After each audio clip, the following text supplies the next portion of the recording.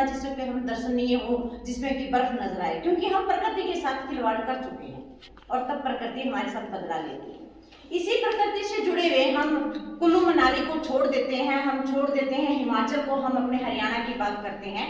आज के टाइम में यदि देखा जाए तो किसानों के पास एक पराली को फूकना, आप सभी कहोगे हम सभी किसान उससे जुड़े हुए हैं, वो तो एक अलग मुद्दा है, बहुत बड़ा मुद्दा है। लेकिन यदि हम छोटे लेवल पे भी उस चीज को देखें तो छोटी छोटी चीजें हैं जिनको हम प्रकृति को खत्म कर रहे हैं, नेचर के साथ खिलवाड़ कर रहे हैं।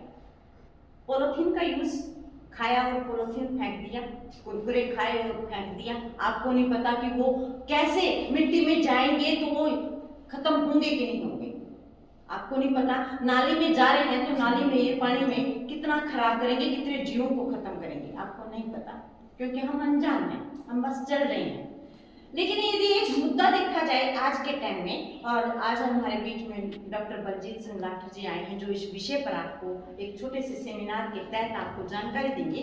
वो विषय है कि किसानों का जो फसल के दौरान अवशेष बचता है, उस अवशेष को वो कैसे यूज करें, कैसे उसको सिर्फ पराली जलाने के बाद क्या होता है, हम कहते हैं हम सभी किसानों से जुड़े हुए जी के करा, फिर उसका हमारे पास एक क्वेश्चन है ना कि हम क्या करा।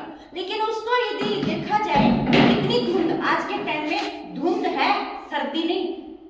आप 4 बजे 5 बजे यदि बाहर निकलते हैं और 7 बजे तक सड़कों पर यात्रा नहीं कर सकते, दुर्घटनाएं होती हैं। क्यों होती हैं? क्योंकि वहां पर धुंध छाई होती है, धुंध नहीं कह सकते, उसमें एक स्मोक, धुआं उठा होता है। रात के टाइम यदि सफर करना है तो 7 बजे के बाद आप सफर नहीं कर सकते गाड़ी में, क्योंकि आपकी गाड़ी जगह जगह रुकती हुई चलेगी, दुर्घटनाएं बढ़ती जा रही है।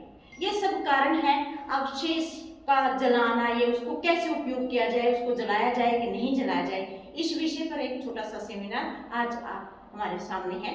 माना कि हम इस विषय में बहुत योगदान नहीं दे सकते, मैं सबको कहना चाहूंगी कि ये गवर्नमेंट कॉलेज जहाँ पर बॉयज होते हैं, शायद माँ बाप से जाकर अड़ भी जाए कि बाबू आज पराली ना जलाइए, हैं, थोड़े से अड़ भी जाएंगे। लेकिन हमारी जो एक लड़कियां हैं, इस विषय में जागरूक होना बहुत जरूरी है। क्यों जरूरी है? शादी के बाद दो घरों को आप जागरूक करती हैं, तो आपकी जागरूकता बहुत जरूरी है। और इसी को मद्देनजर रखते हुए मैं बलजीत सिंह लाठी जी को स्टेज पे बुलाना चाहती हूँ, वो स्टेज पर आए और बच्चों को इस चीज से वाकिफ कराएं। Thank you.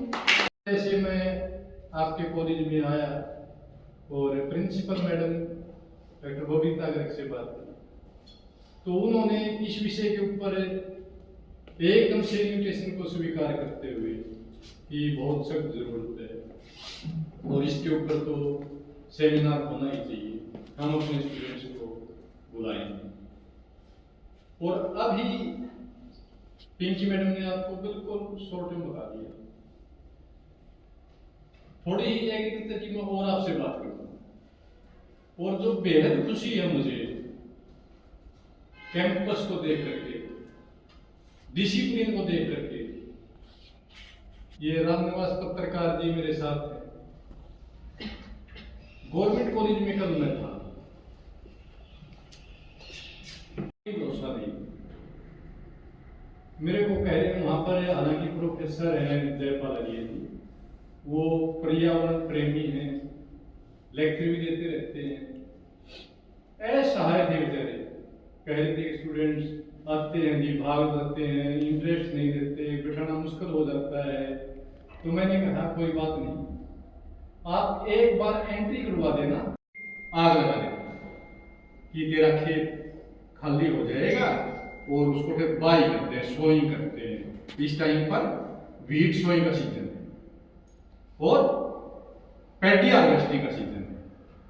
पैडी को काटा जा रहा है, निकाला जा रहा है, मंडियों में बेचा जा रहा है, और उसके बाद नेक्स्ट सोइंग वीट सोइंग होगी जो पूरे महीने चलेगी। अभी 10 दिन बाकी, सीजन लगभग निकल चुका है, 10 दिन और बाकी।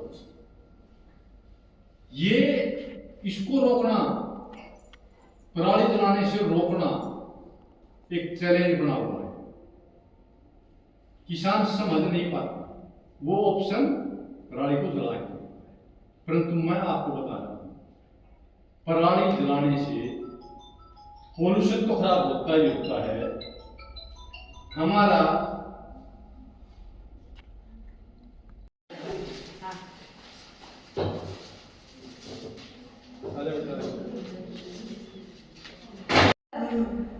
से 5 स्टार दे देते सर के और जो बड़े अच्छे ढंग से बड़े वे भी बहुत अच्छा था बताने का। और सबसे ज़्यादा इंटरेस्टिंग बात ये है कि आप लोग सभी उस चीज़ से जुड़े हुए हैं। और मैं बार बार आप लोगों को शायद हिस्ट्री पढ़ाने के अलावा ये समझाती रहती हूँ कि हम यदि प्रकृति के साथ छेड़खानी करेंगे तो भुगतेंगे। और हम छोटे छोटे लेवल पे हैं। मैं पानी से लेकर आप लोगों को बताती हूँ कि रास्ते में यदि पानी बह रहा है तो प्लीज बंद करने की कोशिश करें, क्योंकि आने वाली पीढ़ी को हमने तो तुम्हें ठीक ठाक दे दिया है, खाने पीने लायक गेहूं दे दी है, हवा अच्छी दे दी है, लेकिन तुम आगे जब दादी बनोगी तुम अपने पोता पोती को क्या समझाओगे, क्या दोगी, इन्वायरमेंट कैसा है, क्या कहोगी उनको कि हवा आपको मास्क लगाकर घूमना पड़ रहा है, गेहूं में ये है। तो प्लीज जागरूक होइए। हम यदि जागरूक होते हैं तो एक को यदि हम इतने जने बैठे हैं सभी आपस में यदि जागरूक करते हैं तो ये मिशन कामयाब है। Thank you sir. मैं सभी स्टाफ मेंबर को एक बार आग्रह करती हूँ कि स्टेज पर आए और सर को सम्मानित करें।